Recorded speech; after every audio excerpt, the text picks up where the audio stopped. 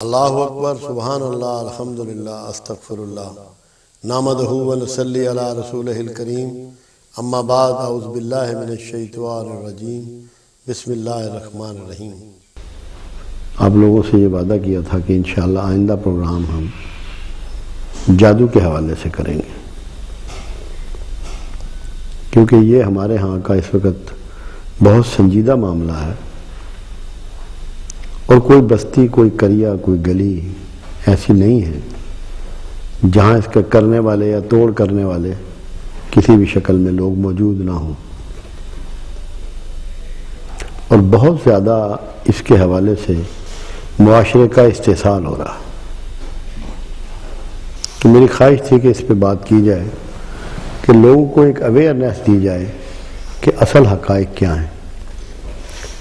قرآن حکیم نے اس کا ذکر کیا ہے، وہ سحر ہے، ہم اس کو جادو کہتے ہیں۔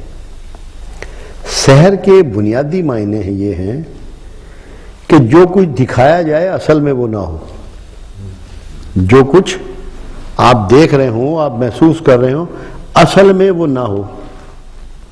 اس کا اظہار آپ دیکھیں کہ جب موسیٰ علیہ السلام فرعون کے دربار میں جاتے ہیں اور اپنے بھائی ہارون کے ساتھ، تو جادوگروں سے کہتے ہیں کہ تم نے جو ڈالنا ہے ڈالو، تو انہوں نے رسیاں ڈالی تو وہ سانپ بن گئی۔ اصل میں وہ سانپ نہیں تھی، یہ سحر ہے کہ وہ سانپ نہیں تھی، وہ رسیاں ہی تھی، بن بھی نہیں سکتی۔ مگر اللہ کے اس رسول کو جب اللہ نے کہا کہ تم اپنا عصا ڈالو، اس نے اژدہے کی شکل اختیار کی اور وہ ساری چیزوں کو نگل گیا۔ وہ حقیقت تھی، اور اس سے پہلے جو ہوا وہ استدراج تھا، کہ جو کچھ دکھایا جا رہا ہے وہ اصل میں نہیں تھا۔ تو سحر کی بنیاد اس چیز پر ہے، جو آپ محسوس کرتے ہیں، جو آپ سمجھتے ہیں، جو آپ دیکھتے ہیں، اصلاً وہ نہیں ہوتا، وہ اصل میں نہیں ہوتا۔ ابھی آپ دیکھیں ہمارے پر لوگ آتے ہیں اور ایک بہت بڑی تعداد آتی ہے، وہ کیا کہتے ہیں کہ جی بیٹی کا رشتہ کسی نے باندھ دیا ہے، رشتہ نہیں ہو رہا، پڑھی لکھی ہے، خوبصورت ہے، جوان ہے، ساری گن ہیں، ساری خوبیاں ہیں، لوگ آ رہے ہیں رشتے دیکھنے کے لیے، رشتے والی کو بھی کہا ہوا ہے جو ارینجمنٹ کرتی ہے، رشتہ نہیں ہو رہا، کسی نے رشتہ ہمارا باندھ دیا۔ یہ ایک ایسی کمپلینٹ ہے جو پورے معاشرے میں اس وقت گھر گھر کی کہانی ہے، ہر جگہ بکھری ہوئی ہے، سب لوگ اس کے ساتھ آ رہے ہیں۔ اس میں تعلیم یافتہ، غیر تعلیم یافتہ، مذہبی علم کے گھرانے، غیر مذہبی علم کے گھرانے، بہت بڑے بڑے بیوروکریٹس، بڑے بڑے عہدے داران، بڑے بڑے بزنس مین، بڑے بڑے انڈسٹریلسٹ، بڑے بڑے زمیندار، بڑے بڑے پولیٹیشین، سب لوگ ایکولی ایک ہی کمپلینٹ کرتے نظر آتے ہیں۔ آپ اس میں معاشرے کو کلاسیفائی بھی نہیں کر سکتے کہ آپ کہیں کہ اس کی کلاسیفیکیشن کر لیں، سب لوگ ایک ہی بات کرتے ہوئے نظر آتے ہیں۔ اور میں بعض اوقات سوچنے پہ مجبور ہوتا ہوں کہ ان کی اتنی اعلیٰ اعلیٰ تعلیم ہے، مگر اس تعلیم نے ان کو اس شعبے میں کچھ نہیں دیا۔ یہ بالکل وہی بات کر رہے ہیں جو کوئی ایک پرانے زمانے کی ان پڑھ غیر تعلیم یافتہ خاتون کر رہی۔ بڑا حیران ہوتا ہوں۔ پھر دوسرا آ جائے گا کہ جی بیٹے کی روزگار ہی نہیں مل رہا، ویزے کے لیے پیسے بھی دیے ہوئے ہیں، ویزا نہیں لگ رہا، نوکری نہیں لگ رہی، اس نے تو بی کام بھی کیا ہوا ہے، اس نے تو ایم بی اے کیا ہوا ہے، اس کی یہ تعلیم ہے، نوکری نہیں لگ رہی۔ یہ آ جائے گا کہ یہ کسی جادوگر نے ہمارا رزق باندھ دیا، سیل ہی نہیں ہوتی، سارا دکان پہ بہترین سودا موجود ہے، بڑی محنت کرتے ہیں، سیل ہی نہیں ہوتی جی۔ یہ آ جائیں گے کہ کسی نے رزق باندھ دیا۔ پھر آ جائے گا کسی نے ہماری کوک باندھ دی ہے کہ اولاد ہی نہیں ہو رہی، سب ڈاکٹروں سے چیک اپ کرا لیا ہے، گینیکالوجسٹ کو بھی دکھا لیا ہے، دونوں بیٹا بیٹی ٹھیک ہیں، اولاد ہی نہیں ہو رہی، کسی جادوگر نے ہماری کوک باندھ دی ہے۔ یہ آ جائے گا۔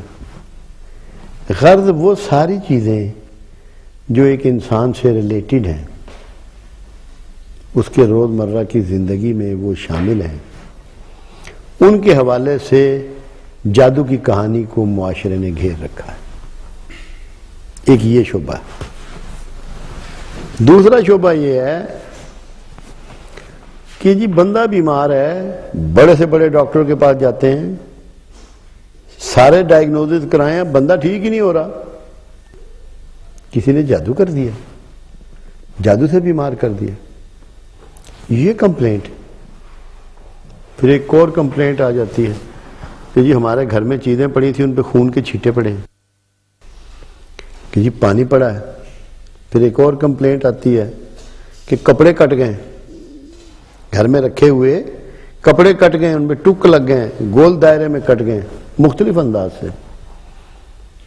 یہاں تک ہے جی بکسے میں کپڑے رکھے ہوئے ہیں، بچی کی شادی کی تیاری کر رہے ہیں، وہ سارے خون آلود ہو گئے.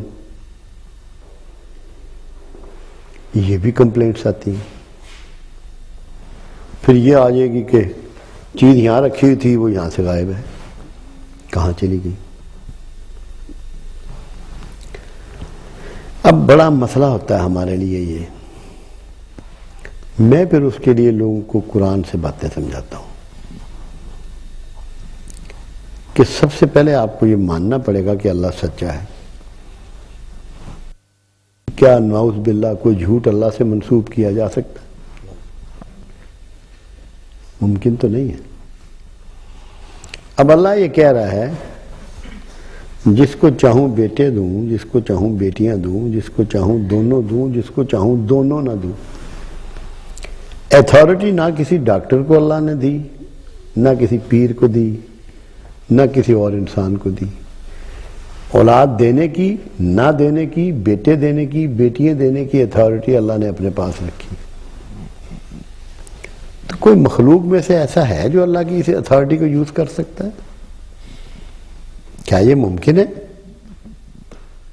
کہ اولاد نہ ہونے دی جائے؟ یہ تو ممکن نہیں ہے. اسی طرح رزق کا ہے.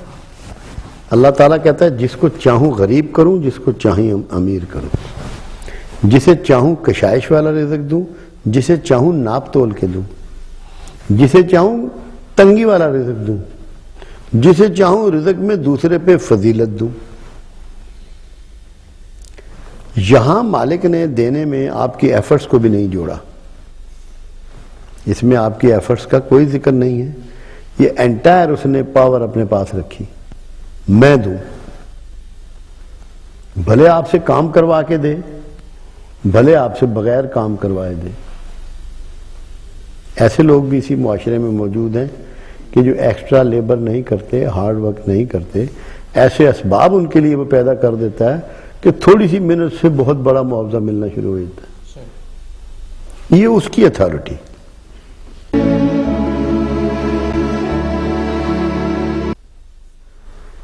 جسے چاہوں صحت دوں، جسے چاہوں صحت نہ دوں، جس کو چاہوں عزت دوں، جس کو چاہوں ذلیل کروں. مطلب یہ اللہ کے کلیم ہے. اولاد میں، عزت ذلت میں، روزگار میں، صحت میں، ساری چیزوں میں اللہ کے کلیم موجود. اب رشتوں کی لوگ بات کرتے ہیں. میں ان سے کہتا ہوں رشتے تو آسمانوں پہ طے ہوتے ہیں، اس لیے کہ اللہ نے روحوں کو دنیا میں بھیجنا ہے. تو بھیجنے سے پہلے وہاں لکھا جاتا ہے کہ یہ فلاں ماں باپ اس کے ہوں گے جن کے ہاں یہ روح جائے گی. تو جب آسمان پہ ماں باپ کا نام لکھ دیا جاتا ہے تو وہ رشتہ نہیں طے ہوتا. رشتہ تو وہاں طے ہو جاتا ہے. آپ تو یہاں ارینجمنٹ دنیا داری کے کرتے ہیں، پروگرام تو اس نے سارا سیٹل کر لیا ہوتا ہے. ہمیں اللہ کے وعدوں پر، اس کے کلیم پر بھروسہ کرنا ہوگا، ورنہ ہمارا معاشرہ اس عذاب سے نہیں نکل سکتا. کیونکہ آپ جو یہ کہہ رہا ہے تمہاری کوک باندھ دی گئی ہے، تمہارا رزق باندھ دیا گیا ہے، تمہاری شادی ہونی باندھ دی گئی ہے، تمہاری پرموشن باندھ دی گئی ہے، آپ اس کو سچا سمجھیں گے اگر آپ کا یہ یقین نہ ہو کہ یہ اللہ کے علاوہ کوئی نہیں کر سکتا. اور دھوکے میں اس کا شکار بنے رہیں گے۔ ایک چھوٹی سی سوچنے کی بات یہ ہے کہ یہ گلاس ہی پڑا ہے یہاں میرے پاس، اللہ کا یہ پروگرام ہو کہ میں نے کسی شخص کو یہ دینا ہے، اور جادوگر کا یہ پروگرام ہو کہ یہ گلاس میں نے اس تک نہیں پہنچنے دینا، تو کیا جادوگر اس پروگرام میں کامیاب ہو جائے گا؟ اور اگر جادوگر کامیاب ہوتا ہے تو اس کا مطلب اللہ تو بڑا کمزور ہے، اور کیا کمزور اللہ اس قابل ہے کہ اس کی پوجا کی جائے؟ کوئی کمزور اللہ کو پوجے گا؟ وہ تو بتاتا ہے کہ میں اتھارٹی ہوں۔ جب اتھارٹی اللہ کے ساتھ ہے تو پھر آپ کے کاموں میں کون دخیل ہو سکتا ہے؟ میں ایک مرتبہ ایک ڈاکومنٹری دیکھ رہا تھا، ہندوستان کے شہر امرتسر میں ایک ہنومان کا مندر ہے۔ وہاں کی روایت یہ ہے کہ جن کے بیٹا نہیں ہوتا وہ یہاں آئیں، سلام کریں ہنومان کے دیوتا کو، ان کے جب بیٹا ہو جائے تو وہ ہر سال اس کو بندر کی شکل کا بنا کے یہاں حاضری دیں۔ کودتے ہوئے آتے ہیں لوگ، اور انہوں نے لڈو وغیرہ یہ سارے اٹھائے ہوتے ہیں۔ تو جب انہوں نے کیمرہ ڈالا تو، اور اس میں ساتھ میں ان کے کمنٹس یہ تھے کہ یہ مسلمان بھی جا رہے ہیں بیٹا لینے کے لیے ہنومان کے مندر میں۔ اب آپ خود سوچئے اور 1 منٹ کے 1000ویں حصے میں دھیان کیجئے، جو مسلمان ہنومان کے مندر میں بیٹا لینے جا رہا ہے وہ مسلمان ہے؟ وہ رہ گیا مسلمان؟ اور کیا ہنومان کسی کو بیٹا دے سکتا ہے؟ اپنی مکھی بھی نہیں ہلا سکتا۔ ذاتی خواہشوں کے پیچھے بھاگنے والوں کی یہ کتنی جہالت کی مثالیں ہیں۔ حالانکہ اصل چیز یہ ہے کہ اللہ نے اگر کسی کے لیے بیٹا مقرر کر دیا ہے کہ اس کے ہونا ہے تو وہ ہو کے رہنا ہے، وہ کہیں جائے یا نہ جائے۔ اللہ سے نہ مانگے تب بھی ہو کے رہے گا، کیونکہ اللہ نے اس کے لیے مقرر کر دیا ہے۔ اب آپ کے زمانے سے پہلے روز اول سے جادو دنیا میں ہوتا رہا ہے، آج بھی ہو رہا ہے، مگر اس کی لمیٹیشنز ہیں اور اس کے علاج موجود ہیں۔ قرآن نے اس کی لمیٹیشن کو بیان کیا۔ سورہ بقرہ میں، یہ سلیمان علیہ السلام کے عہد سلطنت کی زمانے کی بات ہے کہ 2 فرشتے بازاروں میں بیٹھتے، ہاروت و ماروت۔ سورہ بقرہ میں اس کا ذکر ہے، آیت نمبر 102 میں۔ اور وہ لوگوں کو جادو سکھاتے، لوگ ان سے جادو سیکھنے کے لیے آتے، مگر وہ جادو یہ ہوتا تھا کہ میاں بیوی کے درمیان اختلاف ڈلوا دیا جائے، اور ایسا نہیں بھی ہو سکتا اگر اللہ نہ چاہے۔ اگر اللہ نہ چاہے، اللہ اگر نہ چاہے تو یہ ہاروت و ماروت ہوں یا کوئی بھی ہوں، وہ ایسا نہیں کر سکتے۔ جو غلط فہمی پیدا کرنے کی ان کو استدلال طاقت دی گئی، یہ میکسیمم ان کا ایک تھا جو وہ کر سکتے تھے، اور یہی اللہ کے رسول صلی اللہ علیہ وسلم نے اس کو بیان بھی فرمایا۔ اور ایسا کرنے والا جو ہے آخرت میں ان کا حصہ نہیں ہے۔ جو اس طرح کی کارروائی کرنے والا ہے، جادو کرنے والا ہے، آخرت میں اس کا حصہ بالکل نہیں ہے۔ سورہ یونس اس کو بیان کر رہی، جادو کرنے والوں کا آخرت میں کوئی حصہ نہیں ہے۔ یہ اچھی طرح جو اپنے آپ کو یہاں کلیم کرتے ہیں مسلمان ہونے کا اور جادو کی کارروائیوں میں ملوث ہیں، انہیں یہ پتہ ہونا چاہیے کہ آخرت کے نظام میں وہ فارغ ہیں، کہ کوئی حصہ نہیں ہے۔ سورہ یونس اس پر گواہ ہے۔ پھر فرعون کے دربار میں جب جاتے ہیں اور وہاں جادوگروں کا ذکر آتا ہے، وہاں بھی رب العزت فرماتا ہے کہ خدا شریروں کو کامیاب نہیں کرتا۔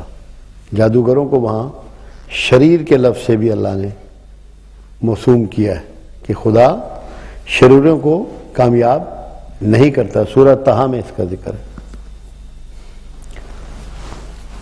کیونکہ قرآن جب تک آپ کے سامنے نہ پیش کیا جائے اور قرآن کی بات نہ کی جائے، میں سمجھتا ہوں کہ شاید آدمی کو جو اس کو حوصلہ ہوتا ہے وہ قائم نہیں ہوتا. سورہ فلق میں بھی یہی بیان ہے کہ پناہ چاہتا ہے انسان رات کی تاریکیوں سے، خوف سے، گنڈے بنانے والیوں سے، پھونکوں مارنے والیوں سے.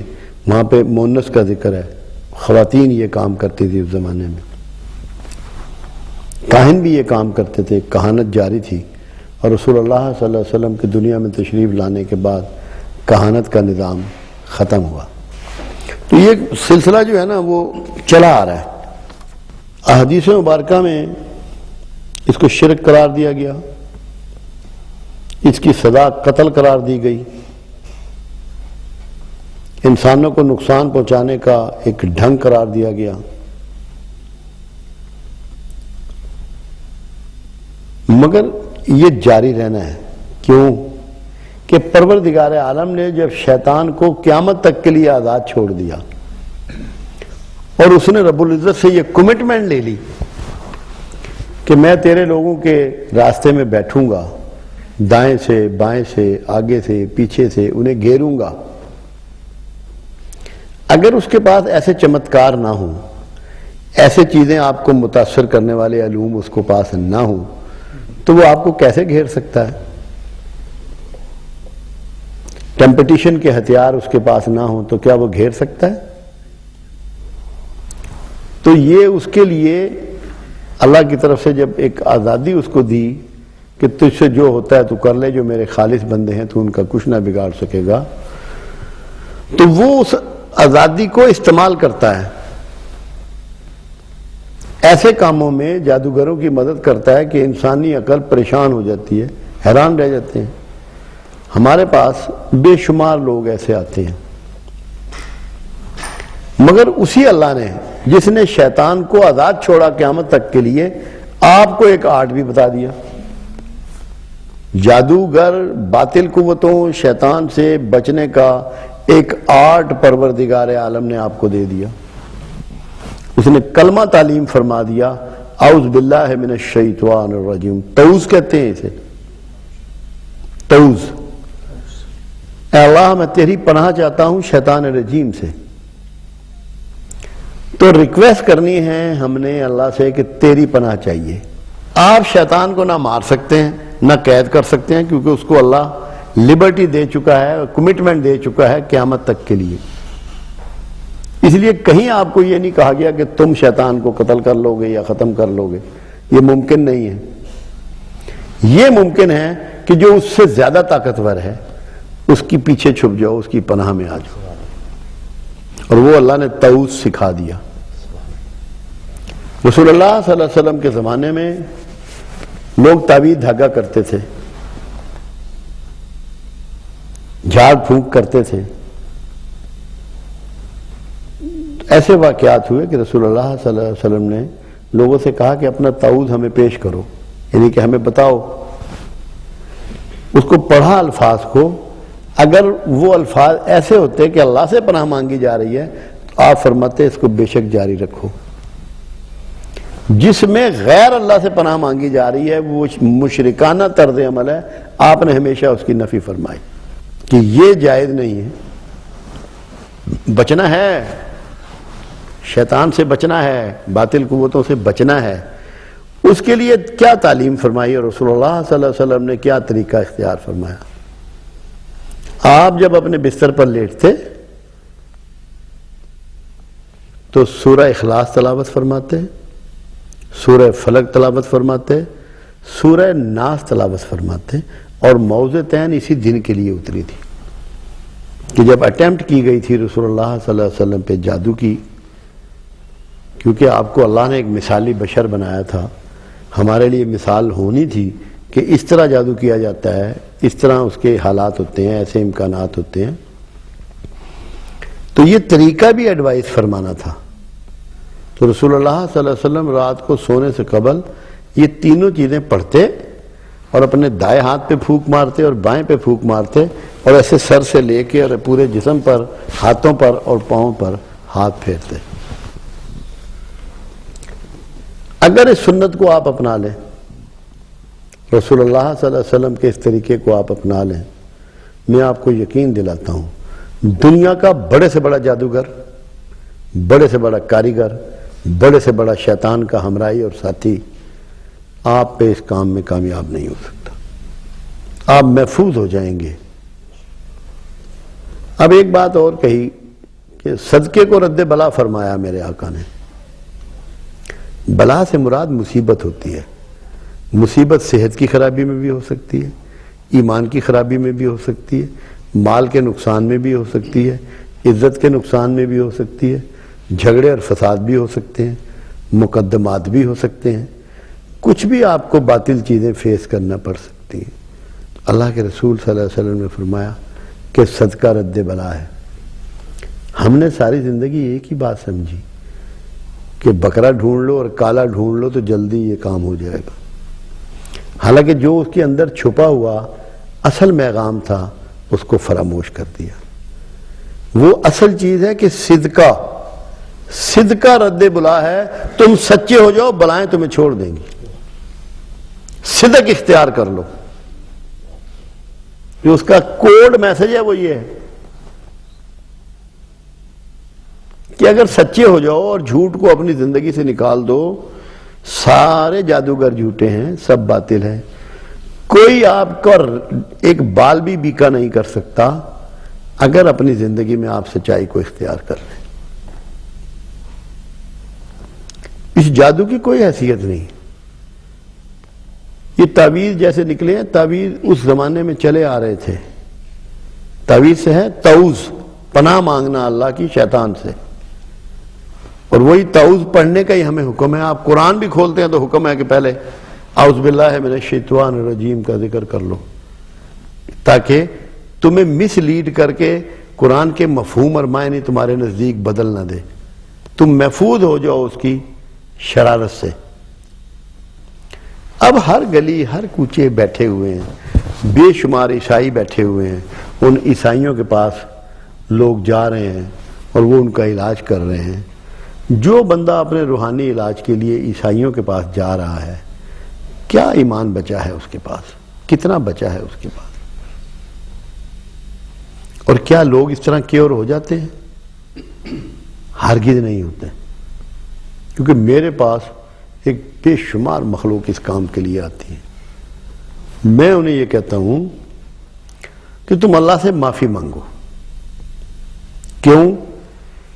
جب تم تعوذ پڑھ رہے ہو، تم اللہ سے کہہ رہے ہو کہ مجھے اپنی پناہ میں رکھ لے اور شیطان رجیم سے بچا لے، اور باطل قوتیں تم پہ غالب آ رہی ہیں، اس کا مطلب یہ ہے کہ اللہ نے تمہاری ریکویسٹ کو ابھی تک مانا نہیں،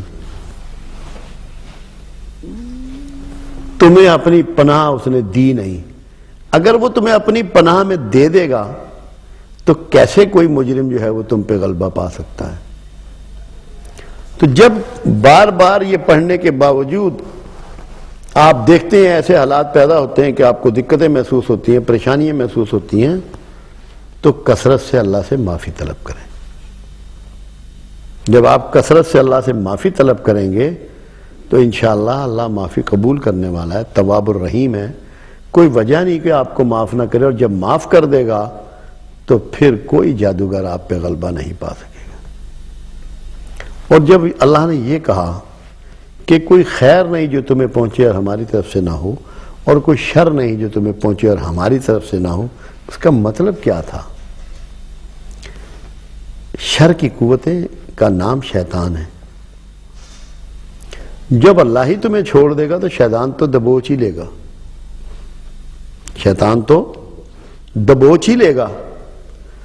تو اپنے آپ کو سرنڈر کر دو اللہ کے حضور اور اس کی پناہ میں انٹر ہو جاؤ۔ اگر اس کی پناہ میں چلے گئے، کوئی دنیا کا جادوگر آپ کا بال بیکا نہیں کر سکتا۔ آپ کا یہ یقین ہونا چاہیے کہ میرے سارے نقصان اور سارے فائدے میرے اللہ کے دائرہ اختیار میں ہیں، اس کے علاوہ کسی کا کوئی اختیار نہیں۔ ایک چیز اس میں رہ جاتی ہے بہت سے کاموں کے لیے، اور وہ ہے دعا۔ آپ اپنے لیے دعا کر سکتے ہیں، اور سارا توڑ سارا علاج دعاؤں میں ہے۔ اللہ نے خود اپنے رسولوں کے ذریعے، رسول اللہ صلی اللہ علیہ وسلم کے ذریعے آپ سب کو دعائیں تعلیم فرمائیں۔ اگر آپ ان دعاؤں سے جڑے رہیں، کوئی وجہ نہیں ہے کہ کوئی شیطانی قوت، کوئی نیگیٹو قوت آپ کا کوئی نقصان کر سکے۔ ہم دعاؤں کے پیٹرن کو ہم نے چھوڑ دیا۔ دعاؤں کے پیٹرن کی اہمیت کا اندازہ لگائیں کہ اللہ کے حبیب صلی اللہ علیہ وسلم اپنا جبہ و دستار عطا فرمائی اور فرمایا کہ یہ اویس کو پہنچا دینا اور اس سے کہنا کہ میری امت کی بخشش کے لیے دعا کرے۔ ہاں البتہ، یہ پوری جو بخاری مسلم کی حدیث، ہاں البتہ اس کی دعا سے میری امت کے اتنے لوگ بخشے جائیں گے جتنے بنی مضر کی بھیڑوں کے بال۔ اب یہ کیوں فرمایا اور گیا کون دعا کرانے کے لیے؟ عمر فاروق رضی اللہ تعالیٰ عنہ اور حضرت علی کرم اللہ وجہ رضی اللہ تعالیٰ عنہ۔ تو آپ کو سکھایا کہ جو میرے مقرب بندے ہیں، جو میرے پیار والے بندے ہیں، ان سے دعا ضرور کرواتے رہنا، کیونکہ دعائیں شیطانی قوتوں کے راستے کا سب سے بڑا پتھر ہوتی ہیں۔ اسی لیے ساری عبادات جتنی آپ کو دی گئی، نماز ہو، روزے کی دعائیں ہوں، افطاری کی ہوں، سحری کی ہوں، تراویح ہو، حج و عمرہ ہو، سب میں دعائیں تعلیم فرمائیں گے۔ تو اگر آپ لوگ دعاؤں سے چپٹے رہیں گے اور دعاؤں سے اپنے مسائل کو دیکھتے رہیں گے، کوئی وجہ نہیں ہے، کوئی جادوگر آپ کا کوئی نقصان نہیں کر سکتا۔ یہ بہت بنیادی چیزیں ہیں۔ اگر یہ ہمارے پیش نظر ہوں اور ذہن میں یہ بات ہو کہ باطل قوتوں کو آپ دور کر سکتے ہیں اللہ سے معافی سے، توبہ سے اور دعاؤں سے، تو انشاءاللہ کوئی آپ کا نقصان نہیں کر سکتا۔ اللہ کرے کہ ہمارے معاشرے میں جو اس وقت ایک بھرمار ہے جادوگروں کی، اور ایسا لگتا ہے کہ یہ خدا بن بیٹھے ہیں، یہ سب کا نقصان کر سکتے ہیں، سب کا فائدہ کر سکتے ہیں، اللہ کرے کہ لوگوں کی سمجھ میں یہ بات ہو کہ ان کی کوئی لیمیٹیشن نہیں ہے، سوائے جھوٹا خوف پیدا کرنے کے اور کچھ نہیں کر سکتے۔ جی فرمائیے۔